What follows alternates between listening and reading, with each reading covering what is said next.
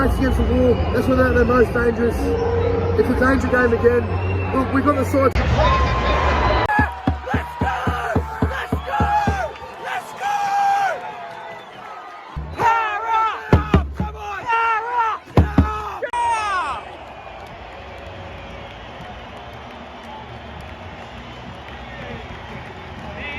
Unforgettable. Absolutely unforgettable.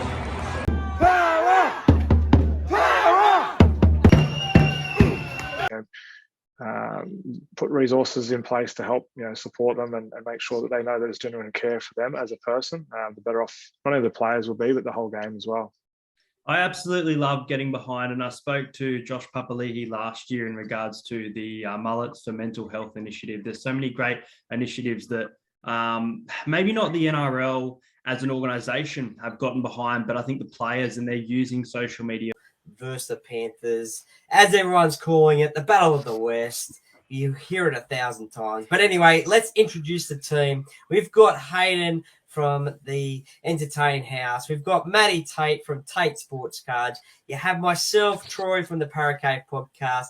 And you have our illustrious host, Mr. Adam Martin. Adam. Obviously, 5 weeks left with the club until your departure. What are you looking forward to most in these 5 weeks? We got bloody 9 weeks, mate. We got Grand 9 final, weeks, mate. so grand final. Love that attitude. Final.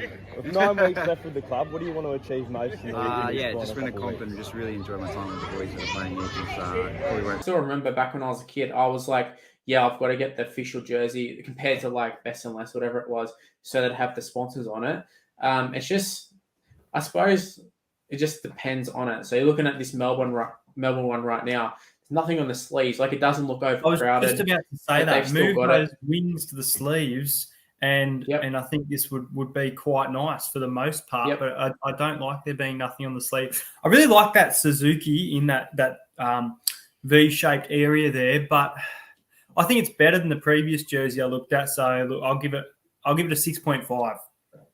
Yeah, I'll give this one like a solid 7.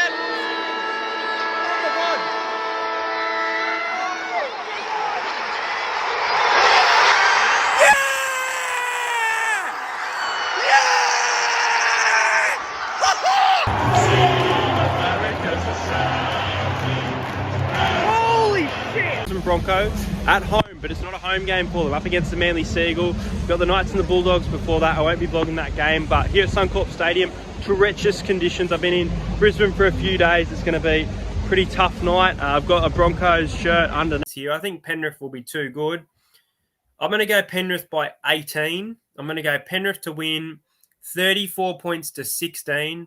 I think Jerome Luai will score the first try for this game. I reckon Jerome Luai will score a try during this game. So, yeah, I think the Panthers will be too good, but I think the Bulldogs can have a game where they score some points because they haven't been doing much of that lately. They're looking shit. I find it ridiculous how the Bulldogs play Kyle Flanagan against the bloody Panthers. I think the Sharks have a bit too much pace here. The Dogs obviously are here. That Mick Potter as well will not be in the stadium because he's got COVID, if I'm not mistaken. If I am, then I apologise. I'm pretty certain he won't be there. I just think that the Sharkies are going to be pretty good here, and I think they're going to put a bit of a score past them. I don't understand their bench, though. Fafita, Wilson, Finucane, and Finucane. And be a cheapie of value, 275,000. I've got the Knights around that bottom 4, but I still think that players like this will bring a big impact. And 175k, and definitely talked about as a potential for Rookie of the Year. He's looked great in the trials, is Jack Howarth from the Melbourne Storm.